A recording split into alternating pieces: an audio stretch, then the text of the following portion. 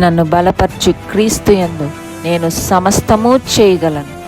దేవుడు మన పక్షమునుండగా మనకి విరోధి ఎవడు? ఆమేన్, ఆమేన్. హల్లెలూయా.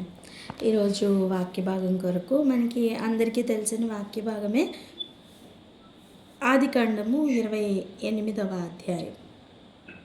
ఆదికాండం 28వ అధ్యాయం చూడండి, 10వ వచనం నుండి చూసుకుందాం.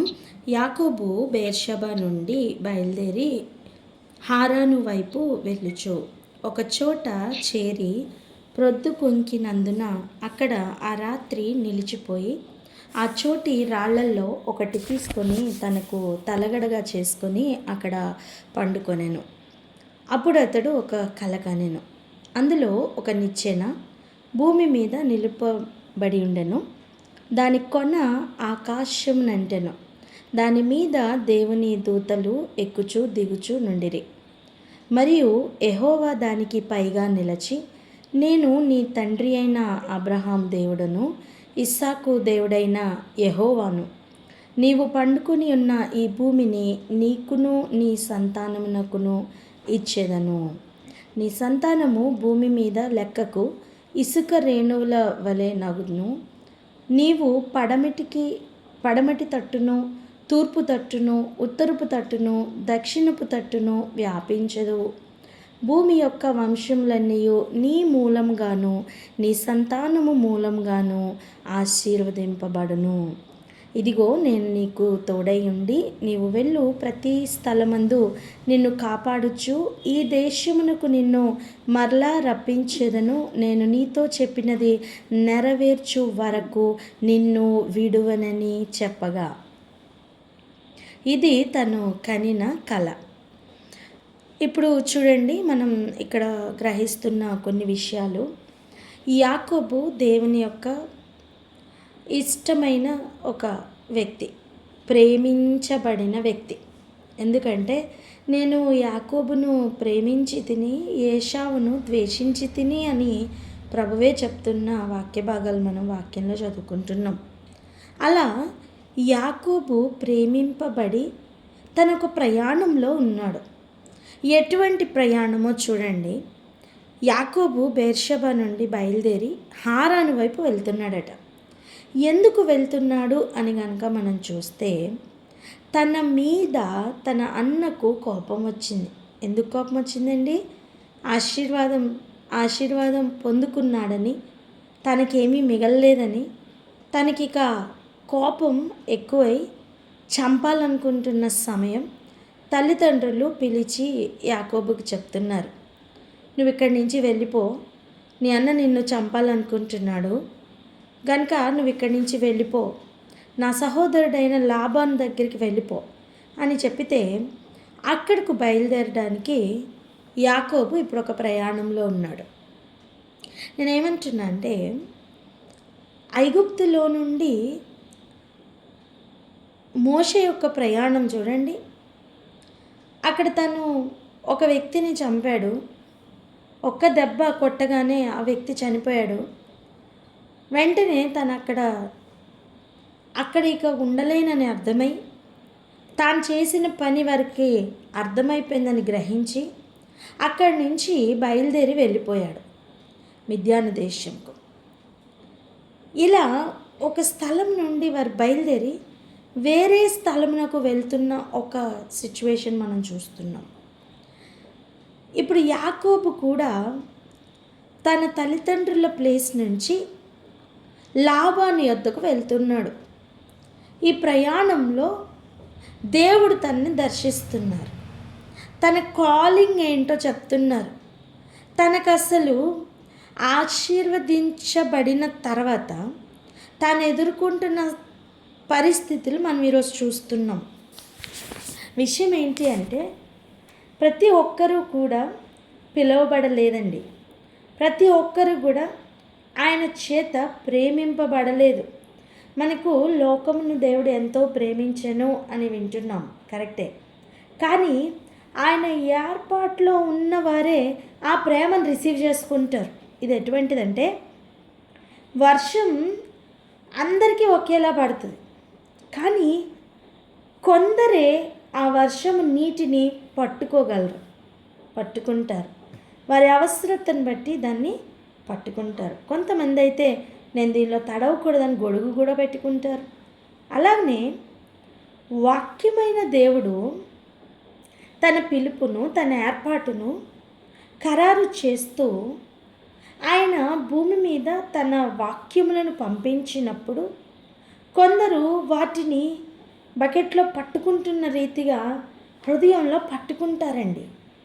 కానీ కొంతమంది అదేదో గొడుగు వేసుకొని వాళ్ళ మీద పడకుండా చేసినట్టుగా, వర్షము పడకుండా ఎలా చేస్తారో అలా వాక్యము చెవులోకి వెళ్ళకుండా జాగ్రత్త పడతారు.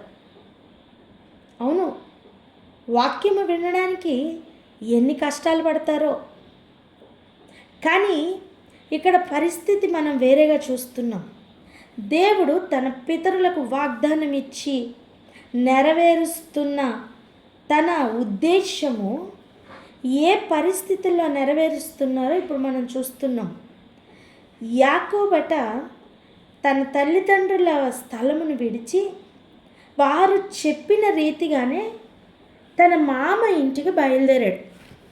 ఇక్కడ జరుగుతున్న విషయం ఏంటి అంటే తను ఒంటరిగా ఉన్నాడు. ఒంటరితనం ఒక్కొక్కసారి మనకి అనిపించవచ్చు. నేను ఎందుకు ఇలా ఉన్నాను, నేను ఎందుకు ఇలా ఒంటరిగా ఎక్కడికి ప్రయాణం చేస్తున్నాను, అసలు నా పయనం ఏంటి, అసలు నేను ఎక్కడికి వెళ్తున్నాను, ఇవన్నీ ప్రశ్నలు ఒక్కొక్కసారి మనల్ని వెంటాడుతూ ఉంటాయి. మనకు అనిపించవచ్చు నేను ఉన్న స్థలంలోనే ఉండింటే బాగుండని. కానీ కాదు, దేవుడు నడిపిస్తున్న ఒక ప్రయాణం ఉందా, ఆ ప్రయాణం మొదట్లో అర్థం కాదేమో, కానీ దేవుడు తన చిత్తమును బయలుపరుస్తూ ఆయన కొన్ని మాటలు చెప్తూ కొన్ని ఆజ్ఞలను ఇస్తూ ఒక్కొక్కరిని నడిపిస్తూ ఉంటారు. ఎటు వెళ్తున్నాడో, ఎందుకు వెళ్తున్నాడో ఏమీ కూడా క్లారిటీ లేదు. మనం కూడా ఒక దేశం వదిలి ఇంకొక దేశం వెళ్ళాలి అంటే ఆ దేశం ఇంతకుముందు వెళ్ళిన దేశం కాకపోతే ఎంత టెన్షన్ పడతామండి. ఆ రోజుల్లో ఇప్పట్లాగా షెడ్యూల్డ్ ప్రయాణాలు ఏవి లేవు. అంటే పలానా టైంకి ట్రైన్ వస్తుంది, పలానా టైంకి దిగుతుంది అని మనకు ముందుగా తెలుసు, టికెట్ బుక్ చేసుకుంటాం. కానీ ఆ రోజుల్లో అటువంటి సౌకర్యాలు ఏవి లేవు. బయలుదేరిన వ్యక్తి గమ్యం చేరతాడనే గ్యారంటీ లేదు. మధ్యలో ఎన్ని మృగాలు వస్తాయో తెలీదు, ఎన్ని ప్రమాదాలు పొంచి ఉంటాయో తెలీదు.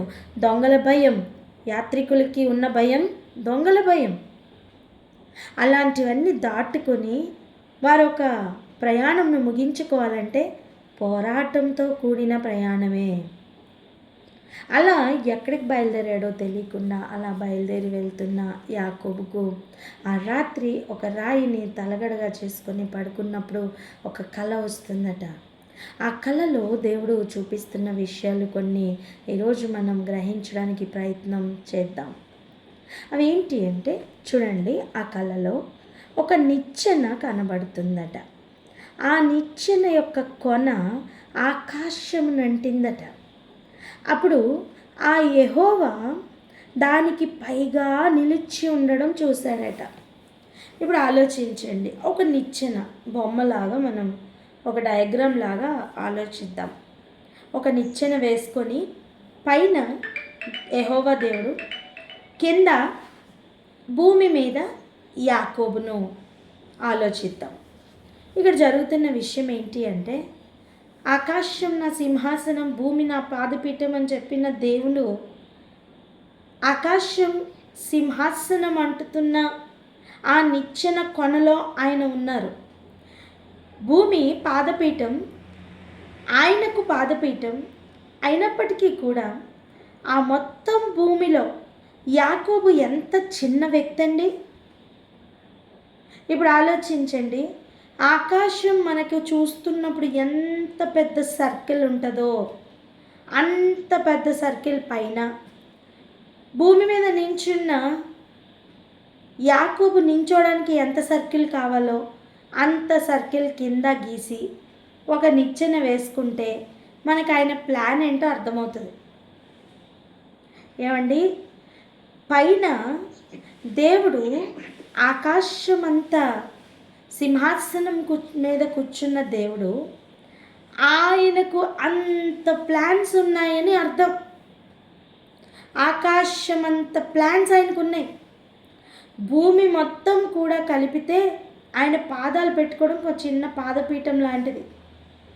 కానీ ఒక చిన్న డాట్, మహా అయితే ఒక గజం లేదా 2 గజాల ప్లేస్లో సరిపోతాడు ఈ యాకోబు నించుంటే.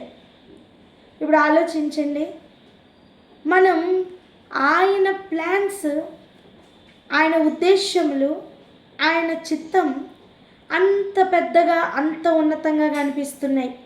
ఆకాశం అంత ఎత్తు, ఆకాశం అంత పెద్దగా ఆయన ఉద్దేశములు కనిపిస్తున్నాయి.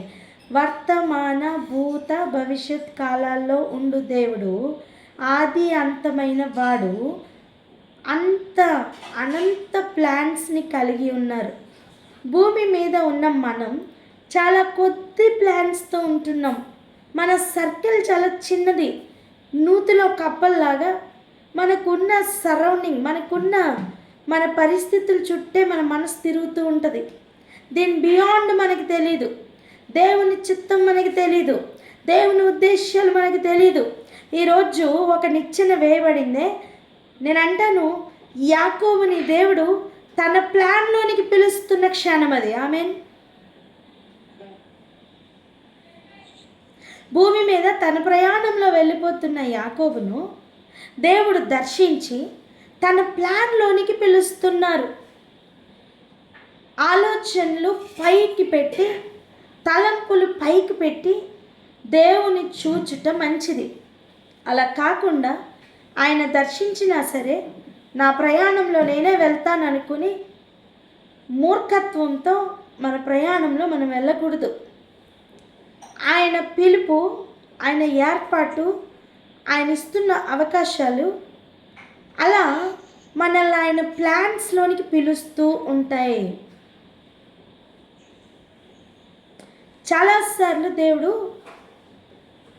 సూటిగా మాట్లాడుతూ ఉంటారు.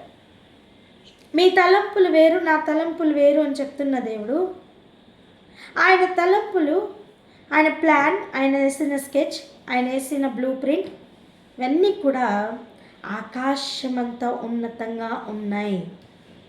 భూమి మీద మనం నించున్నట్లుగా చిన్న ప్లేస్ ఏదైతే ఉందో, మన ఆలోచనలు, మన ఆశలు, మన ఊహలు, తలంపులన్నీ కూడా అంత మినిమంగా, అంత లిమిటెడ్గా ఉన్నాయి. అనంత జ్ఞాని అయిన దేవుని ఆలోచనలోనికి వెళ్ళుట మంచిది. ఇక్కడ ఒక విషయం ఆలోచన చేద్దాం. దేవుడు అలా చెప్పి అక్కడ దేవదూతలు ఎక్కుతూ దిగుతూ ఉండడం చూపించారు. ఇప్పుడు అటువంటి అవకాశం మనిషికి కూడా దేవుడు అనుగ్రహిస్తున్నారు. లేకపోతే ఆ నిచ్చెన ఎందుకు చూపిస్తారండి? ఇప్పుడు నువ్వు వెళ్తున్న మార్గం అంతా చూడండి, ప్రభు ఆయనతో చెప్తున్నారు, నేనైతే అబ్రహాము దేవుడినయ్యా, ఇస్సాకు దేవుడైన యెహోవానయ్యా, నీవు పండుకొని ఉన్న ఈ భూమిని నీకును నీ సంతానానికి ఇస్తాను. నీ సంతానం భూమి మీద లెక్కకు ఇసుక రేణువుల వలె అవుతాయి.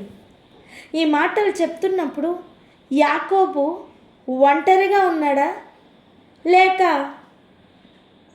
ఇస్తున్న మాటకు, వింటున్న మాటకు నెరవేర్పు చూస్తున్నట్లుగా విస్తారమైన జనమై ఉన్నాడా? ఒంటరిగా ఉన్నాడు. మనకి కూడా చాలాసార్లు దేవుడు తన ప్లాన్లోనికి పిలుస్తున్న సమయం పొంతన లేని విధంగా ఆయన ఇస్తున్న వాగ్దానాలు కనిపిస్తూ ఉంటాయి.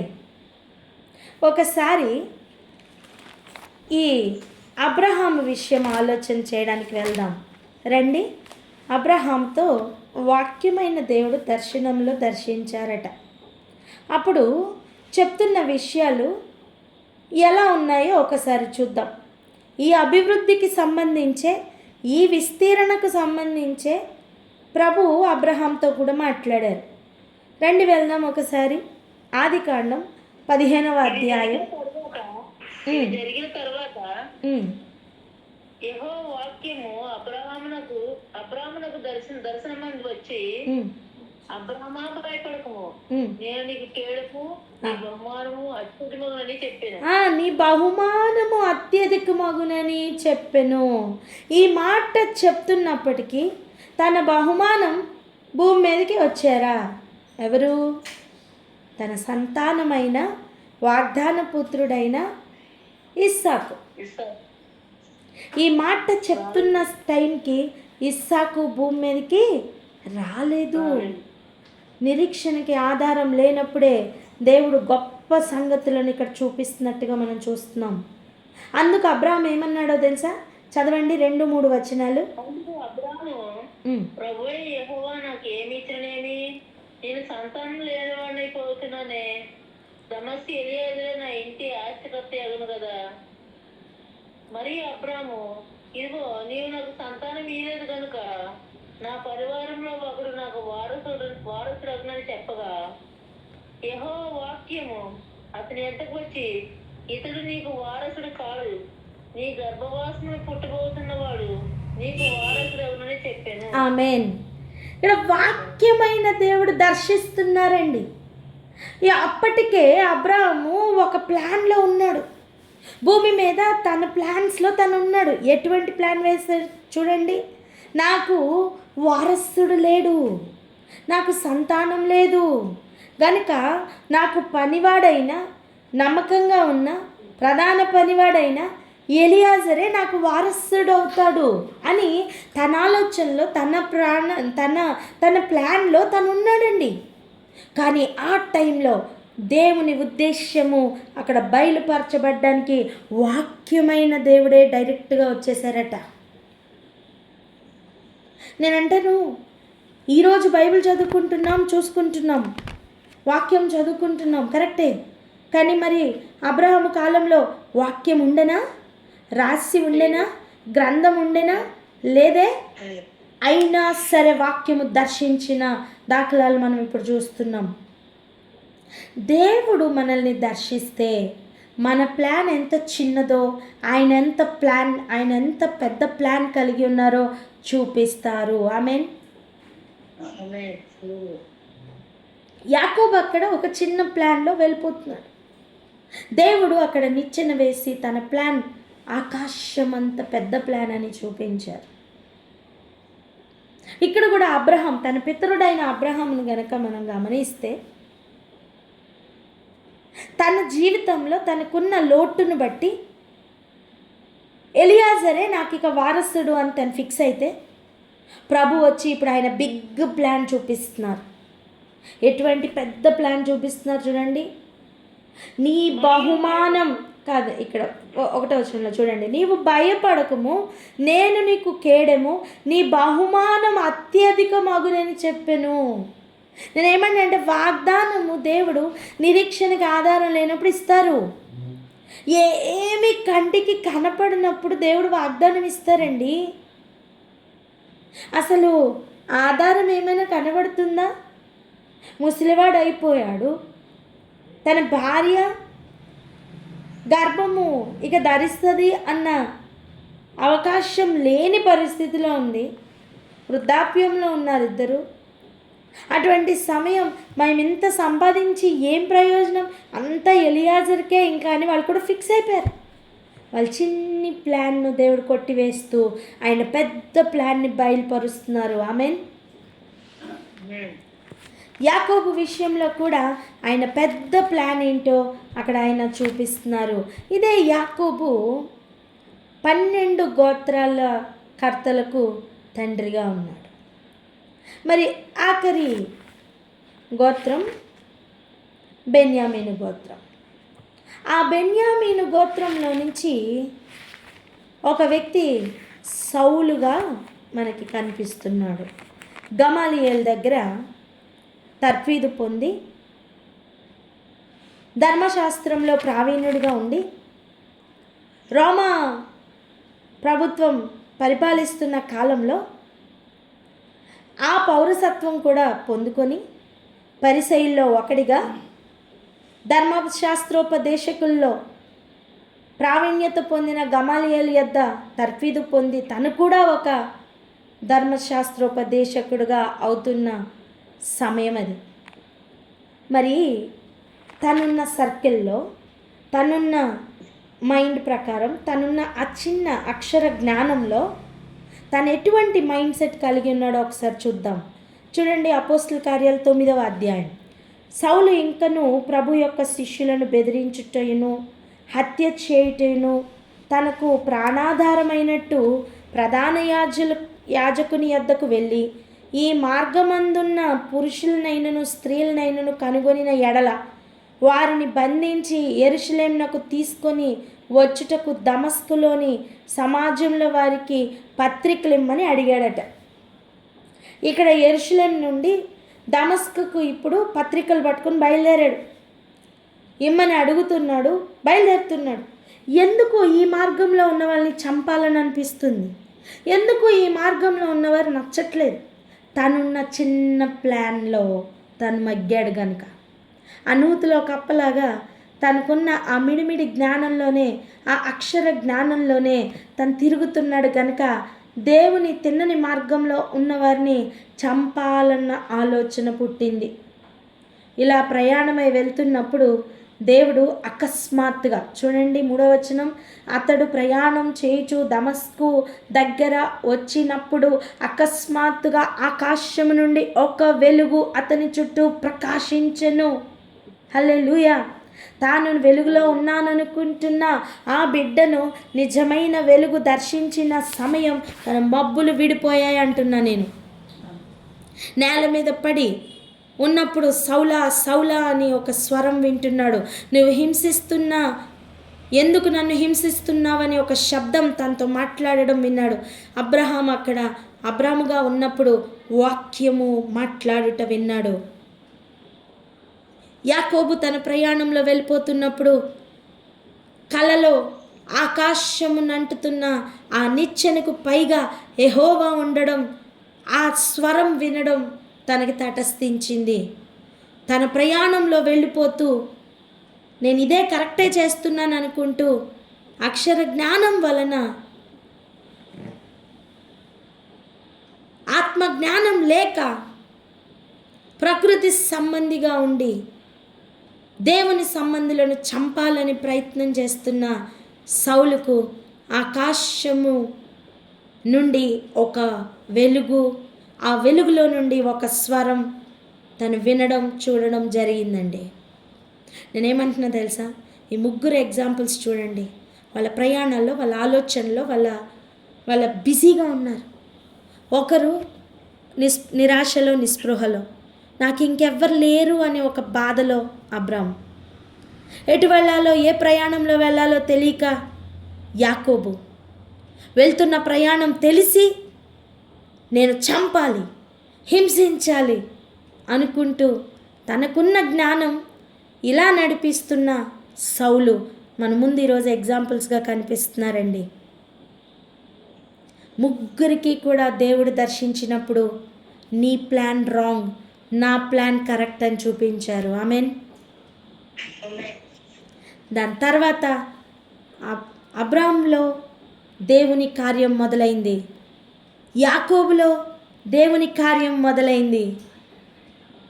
సౌలుగా ఉన్న స్థితిలో నుండి పౌలుగా మారి, పౌలు ప్రయాణంలో దేవుని ప్లాన్ నెరవేరింది.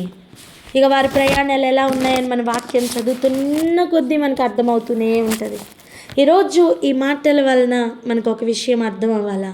నువ్వు ఏ స్థితిలో ఉన్నావో, ఏ ఆలోచనలో ఉన్నావో, ఎలా ప్రయాణం చేస్తున్నావు, నీ చింతలు ఏమిటో, నీ భారం ఏమిటో, నీ ప్రయాణం ఏమిటో, నువ్వున్న అక్షర జ్ఞానం ఎట్టిదో, నువ్వు వేసుకున్న సర్కిల్ ఏంటో, ఈరోజు అది ప్రకృతి సంబంధంగా ఉందా? ఈరోజు వాక్యం నిన్ను దర్శించును గాక. అది కలలో కావచ్చు, వాక్యం రూపంలో కావచ్చు, లేఖనాల రూపంలో కావచ్చు. దేవుడు ఒక్కొక్క బిడ్డను దర్శించును గాక. ఆమెన్. అంతేకాదు, ఆ మన ప్లాన్స్లో నుంచి కాకుండా ఆయన ప్లాన్స్లోనికి అడుగులు పెడితే, అబ్రహాం దేవుడు దర్శించిన తర్వాత అబ్రహాం తన ప్రయాణం స్థితిగతులన్నీ మారిపోయాయి. ఇస్సాకును చూశాడు. తర్వాత వాగ్దానం దేశంలో తను స్థిరపడినట్టుగా మనం చూస్తున్నాం. ఆటంకాలు లేవని కాదు, విజయము మీద విజయం తను చూశాడు. యాకోబు తన ప్రయాణంలో వెళ్ళాడు. ఎన్ని ఆటంకాలు వచ్చాయో, ఎంతమంది తనని డౌన్ చేయాలని చూశారో, కానీ ఎక్కడా కూడా దేవుడు తనని తక్కువ కానివ్వలేదు. కరువులో కూడా దేవుడు తనని పోషించినట్టుగా చూస్తున్నాం. పిల్లలందరినీ కూడా దేవుడు ఆశీర్వదించినట్టు చూస్తున్నాం.